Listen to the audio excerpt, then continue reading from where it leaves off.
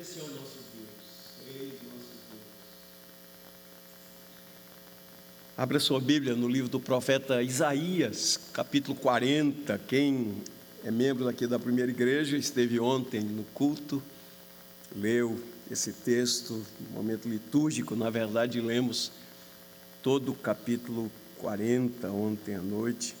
Nós vamos ler agora a partir do verso 12, que fala exatamente a respeito da majestade do Senhor. Assim diz a santa palavra de Deus. Quem na concha de sua mão mediu as águas e tomou a medida dos céus a palmos? Quem recolheu o pó da terra na terça parte de uma vasilha e pesou os montes e as colinas numa balança? Quem guiou o Espírito do Senhor, ou como seu conselheiro o ensinou? Com quem ele se aconselhou para que lhe desse compreensão? Quem lhe ensinou a vereda da justiça, ou quem lhe ensinou sabedoria? E quem lhe mostrou o caminho do entendimento? Eis que as nações são consideradas por ele como um pingo que cai de um balde, como um grão de pó na balança. Eis que ele carrega as ilhas como se fossem pó fino. O Líbano não seria suficiente para o fogo, e os animais de lá não bastariam para um holocausto. Diante dele, todas as nações são como coisa que não é nada. Ele as considera menos do que nada, como um vácuo. Com quem vocês querem comparar Deus? Com que imagem vocês o podem confrontar? Quanto à imagem, esta é moldada pelo artífice. Depois o ourives a reveste de ouro e forja corrente de prata para ela.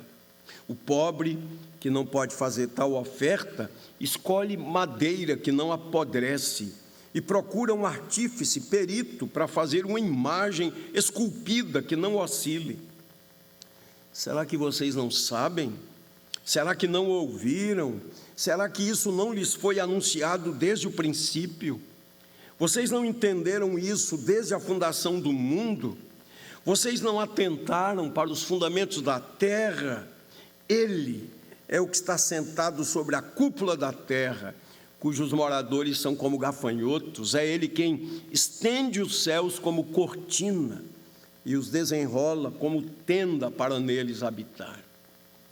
É ele quem reduz a nada os príncipes e torna em nulidade os juízes da terra. Mal foram plantados e semeados, mal se arraigou na terra, o seu tronco já secam, quando um sopro passa por eles e uma tempestade os leva como palha. Com quem vocês vão me comparar? A quem eu seria igual, diz o santo? Levantem os olhos para o alto e vejam, quem criou essas coisas? Aquele que faz sair o seu exército de estrelas, todas bem contadas, as quais ele chama pelo nome, por ser ele forte em poder, por ser ele grande em força e forte em poder, nenhuma só vem a faltar. Por que você então diz, ó Jacó, e você fala, ó Israel, o meu caminho está encoberto ao Senhor, o meu direito passa despercebido ao meu Deus? Será que você não sabe nem ouviu que o eterno Deus, o Senhor, o Criador dos confins da terra, nem se cansa, nem se fatiga? A sabedoria dele é insondável. Ele fortalece o cansado, multiplica as forças ao que não tem nenhum vigor. Os jovens se cansam e se fatigam, e os moços de exaustos caem. Mas os que esperam no Senhor renovam as suas forças, sobem com asas como águias, correm e não se cansam, caminham e não se fatigam. Aleluia. Bendito seja o nome do Senhor. Vamos orar, queridos. Ó Deus, Estamos diante do Senhor, o Senhor está aqui, o Senhor está no trono, o Senhor governa, o Senhor reina. Lemos tua palavra, que texto precioso, profundo, rico, Senhor Deus. E diante da tua palavra, nós carecemos da ação poderosa do teu Espírito Santo. Dá que enxerguemos, Senhor, para além da letra.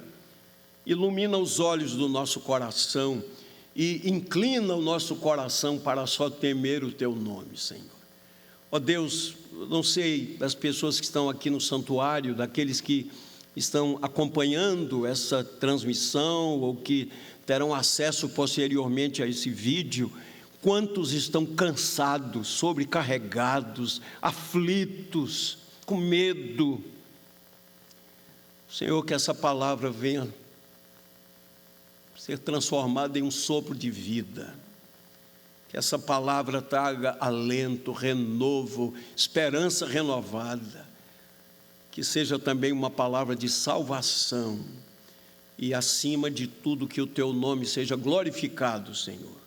Nós oramos assim em nome de Jesus. Amém, amém. Se você tem a Bíblia, mantenha aberta para que a gente reveja alguns desses versículos, queridos. O desejo do nosso coração é que ao final dessa exposição, nosso coração se incline diante do Senhor em adoração e a nossa confiança esteja plenamente nele. Que os nossos olhos estejam postos nele, olhemos para o alto, elevo os meus olhos para os montes, de onde vem o meu socorro? O meu socorro vem do Senhor que fez os céus e a terra, o Deus majestoso.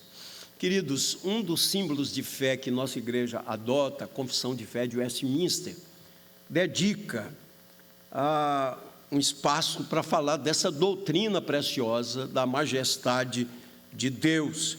Por exemplo, no capítulo 2, parágrafo 1, que trata de Deus e da Santíssima Trindade, está escrito assim: há um só Deus vivo e verdadeiro, o qual é infinito em seu ser e perfeição, um Espírito puríssimo, invisível, sem corpo, membros ou paixões, imutável, imenso, eterno, incompreensível, que os reformadores chamavam de insondável, onipotente, sapientíssimo, santíssimo, totalmente livre e absoluto, que faz todas as coisas segundo o conselho da sua própria vontade imutável e justíssima e para a sua própria glória. Resumindo, Deus é infinito, eterno, insondável, absolutamente soberano e digno de toda honra. Razão pela qual o salmista escreveu, inspirado pelo Espírito Santo: não a nós, Senhor, não a nós, mas ao teu nome da glória. No capítulo 5 da mesma confissão, parágrafo 1, que trata da providência de Deus, ele fala da sua majestade também, diz assim: Deus, o grande Criador de todas as coisas, sustenta, dirige, dispõe e governa todas as criaturas, ações e coisas, desde a maior até a menor. Queridos, em quaisquer circunstâncias, que Deus traga alento e renovo ao nosso coração, renove nossa esperança, nossa fé, porque Ele está no trono e Ele reina. Ele está conduzindo a história, queridos. É Ele quem é o supremo governante, Ele é o Todo-Poderoso. E esse Deus majestoso, poderoso, é tão gracioso, que Ele veio a nós, na pessoa bendita de Jesus. Oh, que o Senhor nos conduza aqui, queridos, nesta noite. Temos diante de nós um dos textos mais grandiosos das Escrituras Sagradas. Quando estava aqui no culto ontem, estávamos lendo, estava louvando a Deus por essa palavra que é tão preciosa. O verso 1 começa assim na nossa versão NAA: consolem o meu povo, né? A Ara diz: consolai o meu povo. Isaías 40 marca o início da segunda parte do livro. O livro é dividido em duas partes, capítulo 1 ao 39, são os oráculos de Deus, a manifestação do juízo santo de Deus contra as nações ímpias, poderosas, mas ímpias.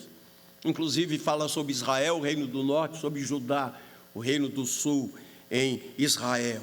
Mas a partir do capítulo 40, os estudiosos chamam de o livro da consolação. Então nós temos desde o capítulo 40 até o capítulo 55, especialmente, é chamado de o livro da consolação. Então o nosso texto está dentro dessa descrição da majestade de Deus, da sua grandeza, do seu poder.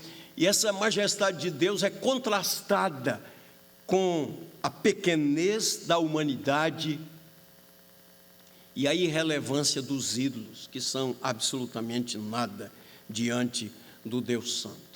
Então, eu espero que com a exposição dessa noite, três verdades fiquem pulsando no nosso coração, porque este texto nos convida a contemplar a majestade de Deus, o seu poder criador, a sua soberania sobre as nações e a sua providência graciosa e consoladora para os cansados, para os sobrecarregados, para os oprimidos. Por isso nós cantamos há pouco: eis nosso Deus.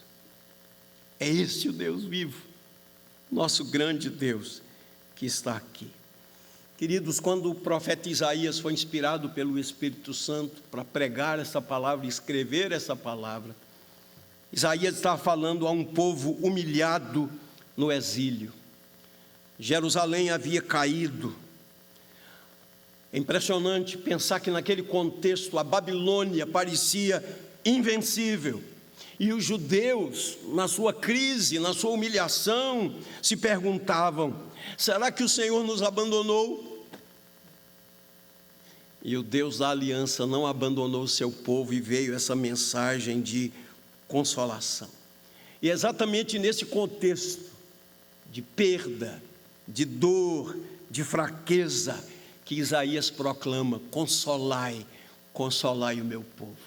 A consolação de Deus não é uma consolação vazia, é uma consolação real, rica, consistente, não é?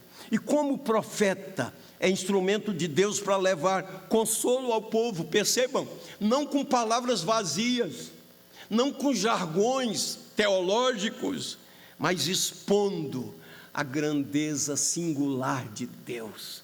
É assim mesmo. O que ele faz? Ele é instrumento de Deus, inspirado pelo Espírito Santo. E agora, quando o povo de Israel estava em crise, o Senhor nos abandonou? Será que os ídolos da Babilônia são mais poderosos do que o nosso Deus? E a majestade de Deus é exposta aqui, nesse texto. Queridos, o que vou dizer agora não é nenhuma novidade. Nós vivemos em tempos de confusão, de cansaço, de idolatria, de incredulidade, de desânimo. Muitas pessoas estão desanimadas, e eu quero lhes dizer com ousadia, com base nas Escrituras Sagradas: o único remédio é contemplar a majestade de Deus. Lembro-me de uma pregação do pastor Augusto Nicodemos, possivelmente Salmo 77, e ele fez uma afirmação: os servos de Deus invariavelmente resolveram suas questões na presença de Deus. É esse o caminho, na presença de Deus. O salmista no Salmo 77 estava em crise, ao ponto de dizer: as minhas lágrimas têm sido meu alimento dia e noite. E o seu coração começou a perguntar: caducaram as tuas promessas. Na tua ira, esqueceste a misericórdia. Até que ele resolve sua questão ao contemplar os feitos de Deus, seu caráter, o Deus aliança. Ele conclui: tu és o Deus que opera maravilhas. Que Deus é tão grande como o nosso Deus. Louvado seja o nome do Senhor, porque um dos seus atributos é a sua imutabilidade. Ele é o mesmo desde toda a eternidade. Ele é confiável. Nós podemos descansar nele. Então o nosso tema aqui é esse, tirado do próprio texto: a majestade de Deus, a majestade do Senhor. E eu queria dividir em 4 pontos bem objetivos. Em primeiro lugar, versículos de 12 a 20. Primeiro ponto é que Deus é incomparável. Escute bem e olhe aí na sua Bíblia. O profeta começa com uma série de perguntas retóricas. Veja um método que ele está utilizando aqui. Uma série de perguntas retóricas. Por exemplo, quando o povo de Israel está em crise, depois do cativeiro, Jerusalém destruída, pessoas mortas, pessoas sofridas, gemendo. Se a gente quiser ter um quadro de Jerusalém devastada, basta ler Lamentações de Jeremias, que a gente tem essa ideia. A ponto de Jeremias dizer: pereceu a minha esperança. Mas depois, posteriormente ele disse: quero trazer à memória o que me pode dar esperança. Então, o primeiro ponto é esse: Deus é incomparável. Versos de 12 a 20. O profeta começa com uma série de perguntas. Por exemplo, verso 12: quem mediu as águas na concha da sua mão? Eu não sei quantos dos presentes aqui já fizeram uma viagem num cruzeiro. Eu nunca fiz, mas eu imagino, não é? Quando você está lá naquele cruzeiro, eu imagino a cena, cercado pela água por todos os lados, e você olha aquela imensidão, não é? Então, para nós, queridos, o oceano é imenso, mas para Deus cabe em sua mão, queridos. É isso que o profeta está dizendo aqui, mostrando a grandeza de Deus. Aqui está a transcendência do Criador. Ele é o Criador de todas as coisas. Então, se você tiver um dia em crise e você passar ali por Boa Viagem, olhe o mar e diga assim: isso aqui é nada diante do meu Deus, não é? Ele coloca todo o oceano na palma da sua mão. Que Deus nos encha de esperança. Verso 13: com quem tomou ele conselho? Está escrito em Provérbios que na multidão de conselheiros há sabedoria, né? E nós precisamos ouvir conselhos. Mas quanto a Deus, não. Com quem tomou conselho? Queridos, Deus não precisa de conselheiro. Ele é a sabedoria absoluta. Por isso nós não podemos julgar a Deus, nós devemos apenas nos submeter. Ele tem toda a sabedoria.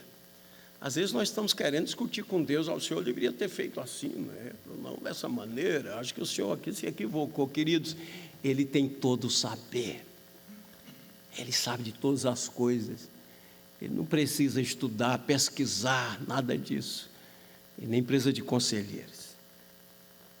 Terceiro, verso 15, ele diz: eis que as nações são diante dele como a gota que cai de um balde. Naquele contexto, estava se referindo, o Egito já estava meio que decadente na época do profeta Isaías, mas a Babilônia estava ascendendo, a Assíria posteriormente, depois viriam Roma, Macedônia e outros impérios. Mas nós podemos pensar nas nações poderosas do nosso tempo, queridos. Essas nações poderosas, armas nucleares, né? Eles dizem: basta apertar um botão, né? E eles fazem e acontece. Queridos, essas nações poderosas, o dirigente mais arrogante, mais cheio de si, que diz que faz e pode acontecer, todas as nações, com todos os seus armamentos, todas as suas riquezas, todo o seu poder, são diante dele como um pingo que cai de um balde, queridos. Eis nosso Deus. Verso 15, numa época quando o culto em Israel era feito através de sacrifícios, animais que eram imolados, e o Senhor está fazendo aqui uma referência ao Líbano, conhecido por causa de suas florestas, o cedro do Líbano, os seus animais, e o Senhor está dizendo: o Líbano, toda a sua floresta, não basta para o fogo, e os seus maiores rebanhos não são suficientes para oferecer um sacrifício que seja digno. E é muito confortador saber e crer no Evangelho que o sacrifício de Cristo foi único, perfeito e completo.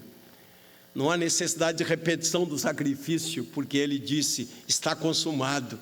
Nós podemos descansar absolutamente nele. Verso 18: com quem comparareis a Deus? E aqui ele fala: o homem fabrica ídolos. Aquele que tem mais recursos, um ídolo de ouro, com corrente de prata. Mas aquele que tem menos recursos, escolhe uma madeira que não apodreça com facilidade, e entrega aquela madeira a um artífice, e ele faz um ídolo. Então, vejam o que o texto está dizendo: o homem, o ser humano, fabrica ídolos de ouro, de prata, de madeira, e outra coisa, depois se curva diante dele, se curva diante de algo que é a obra das suas mãos. No livro clássico, de James Packer, O Conhecimento de Deus, ele dedica um espaço para falar sobre a idolatria, e ele diz que a idolatria engana, porque não existe nada que se compare a Deus, porque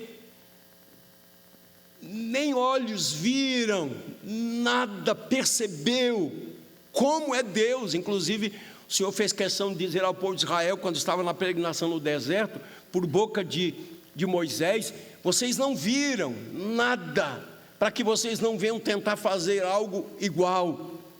E quando o povo de Israel, sob a liderança de Arão, construiu e fabricou aquele bezerro de ouro, o bezerro, James Packer fala nesse livro sobre isso, ele pode representar a força, mas quando você olha para um bezerro, você pode ver graça, misericórdia, bondade, fidelidade, mansidão. Os atributos, um ídolo engana, porque ele não revela os atributos de Deus. São obras das mãos dos homens. Como é que alguém pode se curvar diante de uma obra de suas mãos, como se fosse o seu Deus? Agora, é bom que a gente diga aqui, falando sobre idolatria, que idolatria não é apenas imagem de escultura. Idolatria é qualquer pensamento que diminui a majestade de Deus, qualquer substituto de Deus. Um ídolo pode ser o dinheiro. Aliás, a Bíblia diz que a avareza é idolatria. Um ídolo pode ser o poder, um ídolo pode ser o sucesso, até mesmo ideias religiosas distorcidas tornam-se em ídolos. Sempre que pensarmos em Deus como menor do que Ele é, nós caímos em idolatria. Por isso que a palavra de Deus é regra de fé e de prática. Ela nos ensina a respeito do que devemos crer acerca de Deus e de como devemos viver para agradar a Deus. Então, esse é o Deus majestoso, Ele é incomparável. Não existe nada que se compare a Ele. Sua graça, sua misericórdia, sua bondade, sua fidelidade, seu poder, sua pessoa. Segundo lugar, dentro do nosso tema, a majestade de Deus. Vejam aí versos 15 a 17 e versos 21 a 24. Deus é soberano sobre as nações. Como eu disse há pouco, nos dias de Isaías, a Assíria dominava, a Babilônia ascendia, o Egito lutava ali para se manter, mas Deus diz aqui e usa uma outra figura, não é? Que essas nações poderosas são diante dele como um pó na balança, né? A versão Ara fala da balança chamada romana. Lembram-se daquela balança romana, 2 pratos, né? Então imagine ali qual a diferença que faz um pó de poeira numa balança, né? Não altera nada, né? Está dizendo que essas nações diante de Deus são como um pó que cai nesse prato de balança. Escute que o texto está querendo nos dizer aqui: reis, governantes, sistemas e impérios passam, mas Deus permanece. Quando Nabucodonosor teve aquele sonho, está registrado no capítulo 2 de Daniel, os magos não podiam interpretar o sonho, e Daniel recebeu de Deus sabedoria e iluminação para interpretar, e falou sobre aqueles reinos: a Babilônia, cabeça de ouro, depois o Império Medo-Persa, depois a Macedônia, depois o Império Romano, não é? Esses reinos passaram, mas o reino do Senhor, do Messias, permanece para sempre, queridos.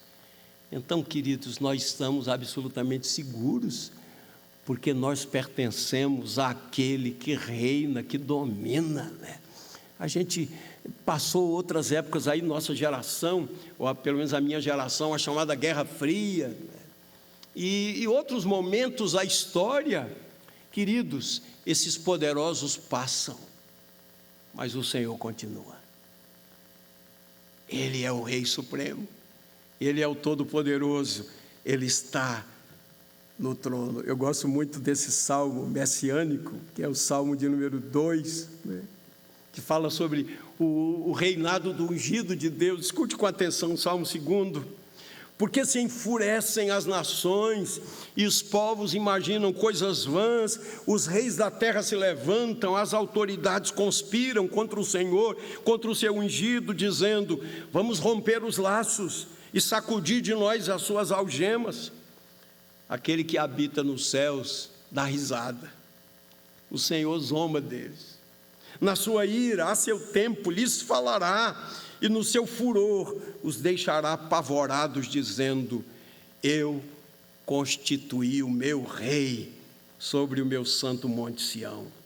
O rei diz: proclamarei o decreto do Senhor. Ele me disse: você é meu filho, eu hoje gerei você. Peça, e eu lhe darei as nações por herança e as extremidades da terra por sua possessão. Com uma vara de ferro você as quebrará e as despedaçará como um vaso do oleiro. Queridos, o texto está dizendo, olhe com atenção aqui, versos 17 a 19, perdão, 15 a 17 e depois 21 a 24. Vou ler novamente aqui. 15 a 17. Eis que as nações são consideradas por ele como um pingo que cai de um balde, como um grão no pó na balança, como um grão de pó na balança. Eis que ele carrega as ilhas como se fossem pó fino. O Líbano como não seria suficiente para o fogo, e os animais de lá não bastariam para um holocausto. Diante dele, todas as nações são como coisa que não é nada. Ele as considera menos do que nada, como um vácuo. Versos 21 a 24. Será que vocês não sabem? Será que vocês não ouviram? Será que não lhes foi anunciado desde o princípio? Vocês não entenderam isso desde a fundação do mundo? Vocês não atentaram para os fundamentos da terra? Ele é o que está sentado sobre a cúpula da terra, cujos moradores são como gafanhotos. Ele é quem estende os céus como cortina e os desenrola como tenda para neles habitar. É Ele quem reduz a nada os príncipes e torna em nulidade os juízes da terra. Mal foram plantados e semeados, mal se arraigou na terra o seu tronco. Já secaram quando um sopro passa por eles e uma tempestade os leva como palha. Esse texto nos fala verdades muito preciosas. Primeiro, da soberania absoluta de Deus. Queridos, isso é verdade, nós precisamos crer nessa verdade cada vez mais. Deus está entronizado sobre tudo, nada escapa ao seu domínio. Ele tem o domínio absoluto de tudo. Não é a nação poderosa da Ásia, não é a nação poderosa da Europa, não é a nação poderosa da América do Norte. Tudo isso é como um pingo que cai de um balde diante dele. Ele está no trono, ele é soberano. Esse texto também fala da transcendência e da imanência de Deus. Ele está acima da criação, mas ele está presente na criação. Nós somos teístas com T e não deístas com D. Nós cremos que ele criou e ele não ficou à margem da sua criação. Ele criou, ele está presente, ele é o Deus da providência. Ele está cuidando de todas as coisas, ele está dirigindo todas as coisas. Esse texto nos fala também da fragilidade humana.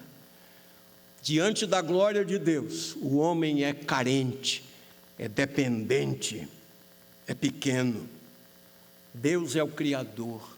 A criação é obra deliberada de Deus. A criação não é fruto do acaso. A criação não é fruto de uma explosão. A criação começou na mente de Deus. E Ele mantém e sustenta todas as coisas, até aquele dia. Essa palavra serviu de consolo para os exilados. Imaginem, a sua cidade arrasada, seu templo derribado, os muros caídos, as portas queimadas. Eles estavam sendo humilhados, era o juízo de Deus, por causa do pecado, da idolatria, da rebelião, da desobediência, porque eles não ouviram a palavra de Deus, porque não deram ouvidos aos profetas de Deus, porque rejeitaram a palavra do Senhor. Eles sofreram o juízo de Deus. Mas agora esse Deus que é gracioso, um majestoso, cheio de graça, de misericórdia, que tem prazer em perdoar, que não tem prazer na morte do ímpio, mas em que ele se arrependa e viva. Ele levou consolo ao povo exilado. O povo de Israel precisava ouvir, mesmo diante do poderio babilônico, o verdadeiro rei que está governando a história. Ele é o nosso Deus, ele é o Deus da aliança. Então, queridos, nós temos aqui a exaltação da grandiosidade de Deus. Para nós hoje, esse chamado é para que nos humilhemos diante do Senhor, nos curvemos diante dEle, dependamos dEle, honremos a Sua presença, vivamos para o louvor da Sua glória e descansemos nos Seus braços. Elevo os meus olhos para os montes, de onde me virá o socorro. Ou como o Salmo escreveu no Salmo 124, não fosse o Senhor que esteve ao nosso lado, não fosse o Senhor que esteve ao nosso lado, Israel que eu diga, os homens nos teriam engolido vivos. E o Salmo termina convocando o povo para olhar para aquele que é o Criador de todas as coisas. Rapidamente, queridos, caminhando já para a parte final da mensagem, terceiro ponto nesse tema, a majestade de Deus, versos 18 a 20, falam a respeito da nulidade e do perigo da idolatria. Isaías aqui, falando pelo Espírito de Deus, ele expõe a loucura da idolatria.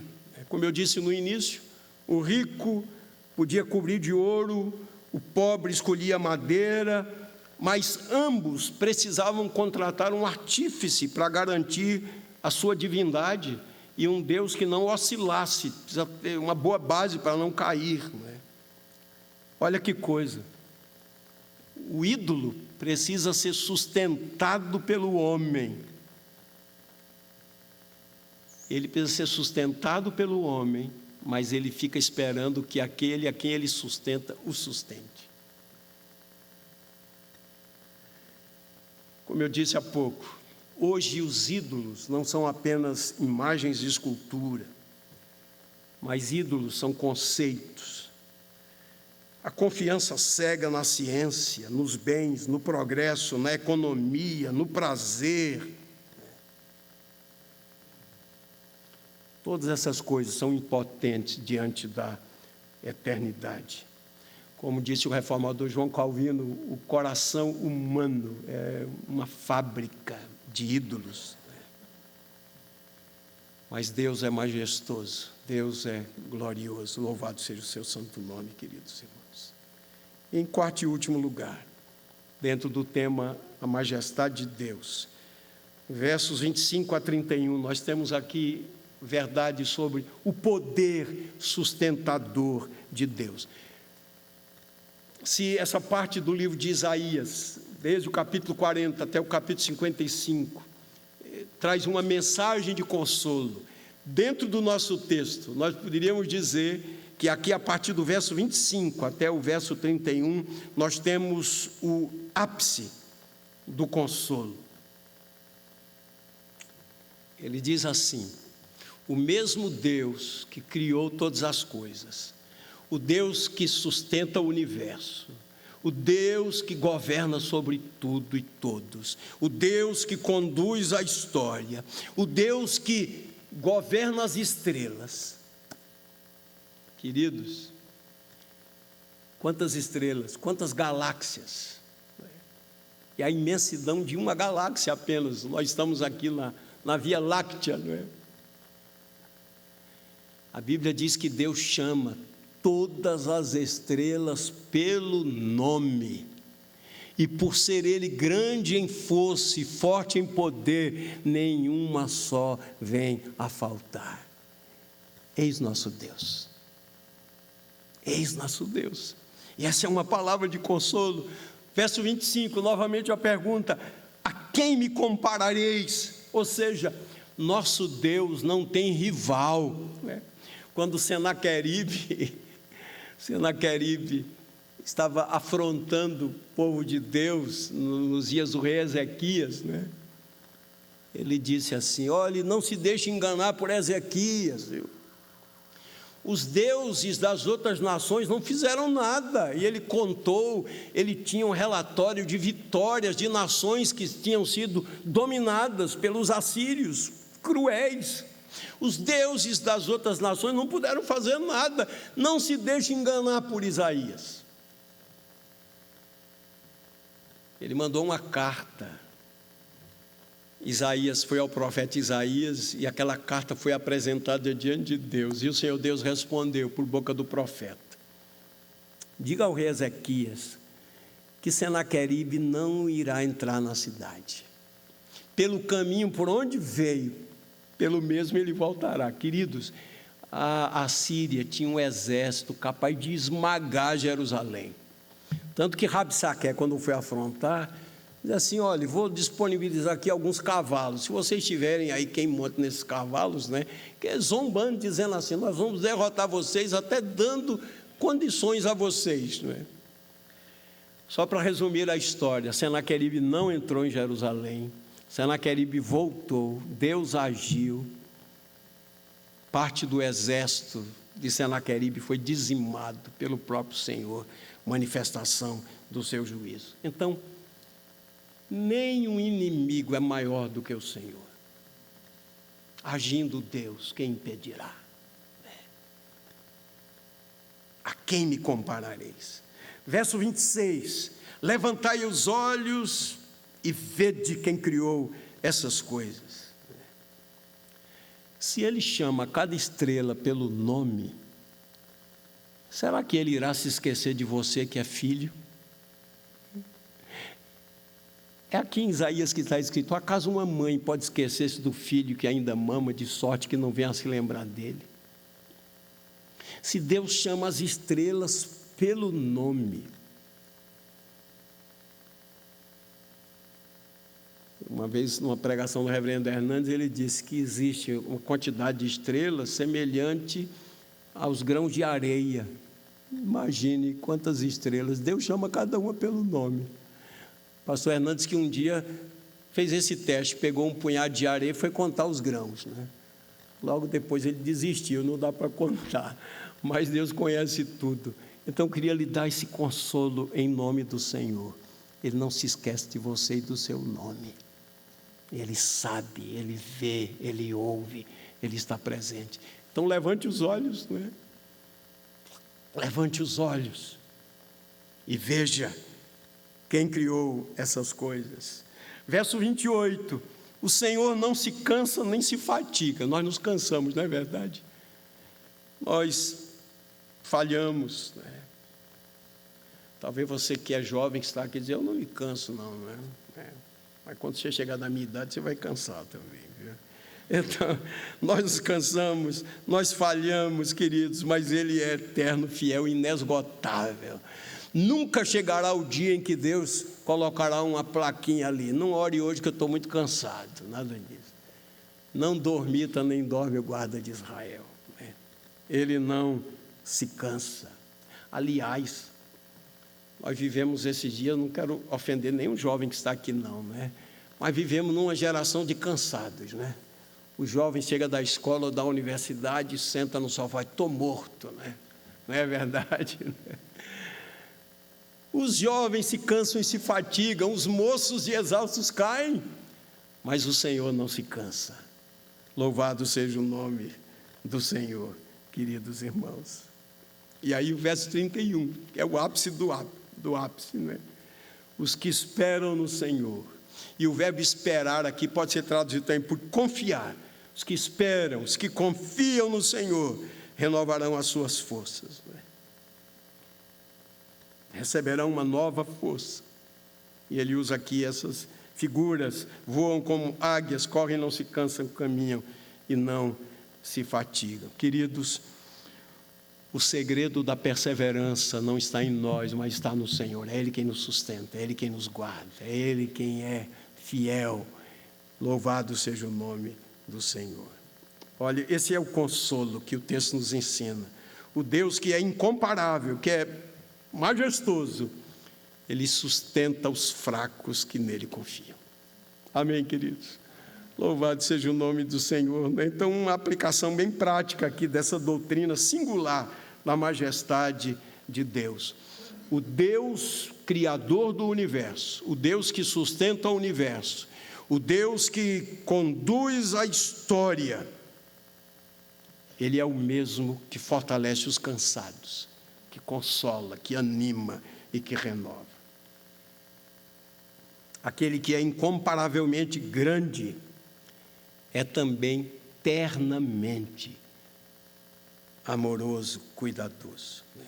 Então, aplicando aqui, para aqueles exilados que tinham deixado sua cidade destruída, arrasada, que estavam vivendo aquele momento de humilhação, de miséria, essa mensagem dizia para eles: vocês não estão abandonados. Olhem para o alto. Olhem para aquele que é o Criador de todas as coisas. A Babilônia é poderosa, fez esse estrago aqui, mas o Senhor é maior do que a Babilônia. O Senhor é mais poderoso do que os caldeus. Ele é o poderoso. A nós, hoje, queridos irmãos, o chamado é: adorem a Deus, sirvam ao Senhor, honrem a presença do Senhor, confiem nele em meio às pressões, descansem nele em meio ao cansaço. Para os corações cansados, a promessa é: os que esperam no Senhor renovarão as suas forças.